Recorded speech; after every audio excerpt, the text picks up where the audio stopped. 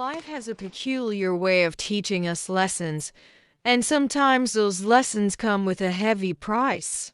Let me tell you a story about Miss Thompson, a high school English teacher who carried a deep-seated resentment towards men. Her solitary life and past disappointments had shaped her perspective, convincing her that all men were cut from the same disappointing cloth. In her classroom, there was this bright-eyed boy named James.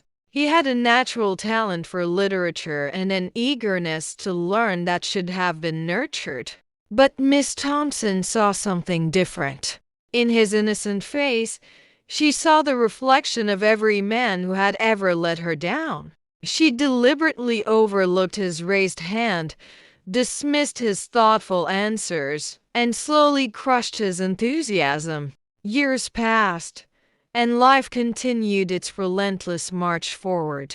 Then, one day, Miss Thompson received news that shattered her world: stage 3 cancer. The strong, independent woman who had prided herself on never needing anyone suddenly found herself completely dependent on others.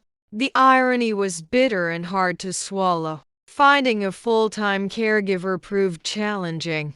Her reputation for being difficult and her general distrust of others had preceded her. Agency after agency struggled to place someone with her.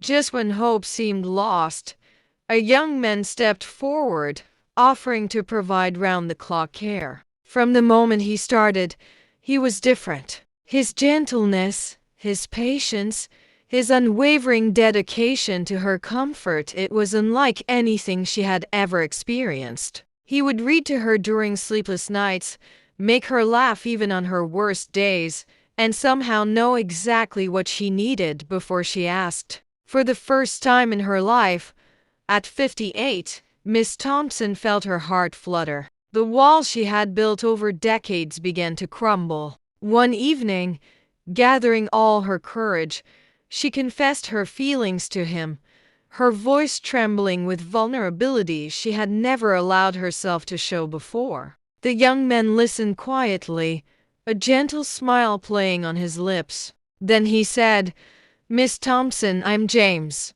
the boy from your English class 15 years ago, the one you never gave a chance." The silence that followed was deafening. In that moment, every assumption she had made, every prejudice she had harbored, came crashing down around her. The boy she had dismissed had become the man who showed her what true compassion looked like. James didn't take care of her out of revenge or to prove a point. He did it because he had become exactly what she feared he wouldn't: a good man. And in doing so, he not only saved her life but also her heart, teaching her that sometimes the greatest betrayal isn't what others do to us, but what we do to ourselves when we judge without giving people a chance.